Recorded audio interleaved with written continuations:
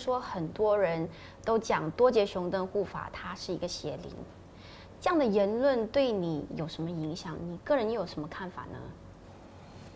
其实对我没有影响的，我的看法就是说，第一点，既然有这么多人在修这个法门，也能够利益到他们，也可以幫助到他們。比如說我在網上的資料發現，邊你好？阿 Louis，你可唔可以同我哋簡單咁樣介紹自己呢？我係 Louis，我係喺 Kechara Paradise 嘅 Operation Manager。我平時咧，我係負責一啲關於管理上嘅嘢，同埋採購嘅一啲採購嘅工作。咁我想問你嘅第一個問題就係你係喺咩情況之下會認識到多傑紅燈護法，同埋係喺咩情況之下開始修持佢嘅法門呢？其實係喺一個好特別嘅機緣之下啦。咁樣有一次我哋喺外國尼泊爾咁樣採購佛像嗰陣時咧，咁樣就喺一間鋪頭嗰度咁樣見到呢一個佛像嘅。咁樣咧我就開始對佢好好奇，因為咧我就問人呢個係乜嘢嚟㗎？問好多問題，都其實嗰啲商家佢哋都答唔到我啲咩好深入嘅了解，俾我一啲知識，因為大部分嘅人都喺度避而不談。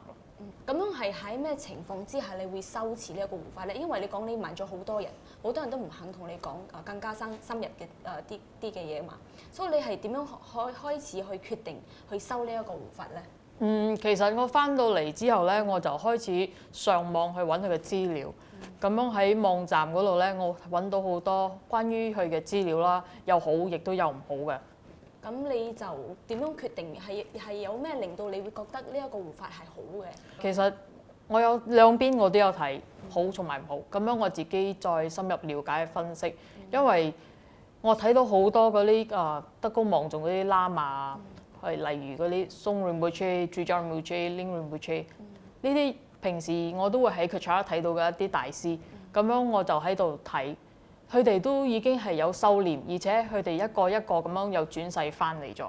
咁樣我覺得，呢個冇問題嘅喎。如果佢係一個邪靈嘅話咧，佢根本冇辦法轉世翻嚟再去弘法。就係做啲利益人哋嘅事。係啱。況且呢啲喇嘛都係我達賴喇嘛個上司係咪？係啱。所以你就覺得係因為咁樣嘅理由，你覺得修呢一個護法係冇錯嘅，係啱嘅。係啱。咁我想問嘅就係你咁樣修持幾年落嚟啦，我唔知幾年啦，不過就係你咁樣多年嘅日子入邊咧，一個護法係點樣幫到你嘅？其實我係好簡單，我係持嘅心咒同埋做一啲金酒嘅供養咁樣啦。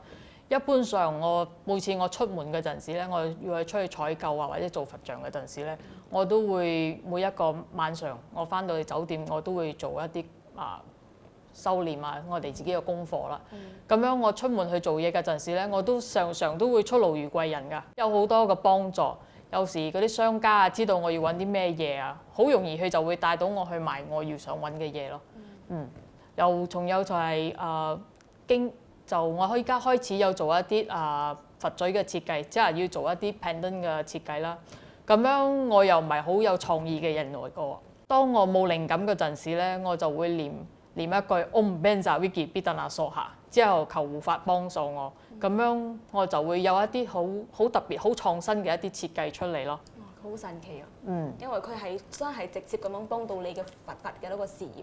係俾到你靈感去做更加多嘅嘢，就算係你出國嘅時候，佢都會幫你遇到貴人呢啲，所以你係咪真係覺得好神奇咧？其實對於你嚟講，係咪順利得太神奇咗？順風順水直頭係。因為係咯，我自己喺 KL 買嘢嘅時候，我自己採購，我有時候都會採購啲嘢，不過我都唔會咁順利啦。咁第三個問題我想問你嘅就係，你覺得呢一位護法係好嘅，你覺得佢係一個正確嘅呢個佢嘅法門係正確嘅。不過同時好多人都講就好似頭先你所講嘅啦，話呢一個護法係邪靈。咁你對於咁樣嘅一個講法，你係有咩睇法咧？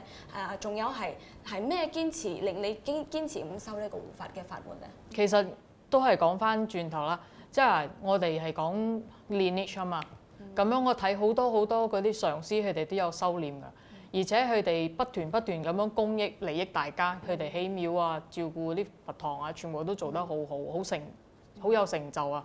咁樣如果佢哋係一個邪靈嘅話，絕對佢哋應該會做一啲好奇怪嘅嘢咯，而唔會係做咁多有成績嘅嘢出嚟咯。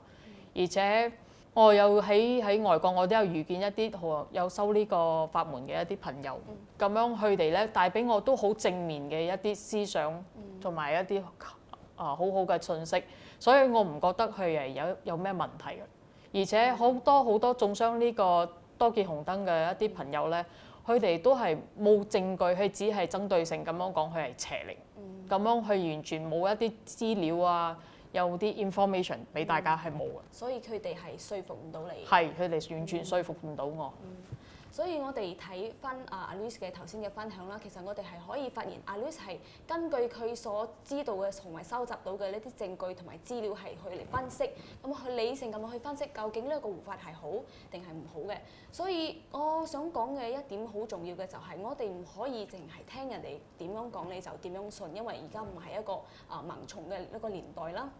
咁更加重要嘅就係我覺得喺阿 Louise 嘅分享入邊，我聽到阿 Louise 對佢而家嘅工作同埋佢而家嘅人生同埋生活係覺得非常之安心同埋快樂嘅。佢覺得佢自己而家堅持緊嘅一個護法嘅修持係啱嘅事，佢都覺得佢自己係做緊一件啱嘅事。所以總結嚟講，就係人生如果你可以覺得你自己所做嘅嘢係啱嘅，會令到你安心同埋快樂嘅，咁我覺得呢一個係更加珍貴同埋寶貴嘅。所以我哋今日咧再一次多謝阿 Louise 嘅接受我哋嘅訪問啦。多謝 AB。唔該晒。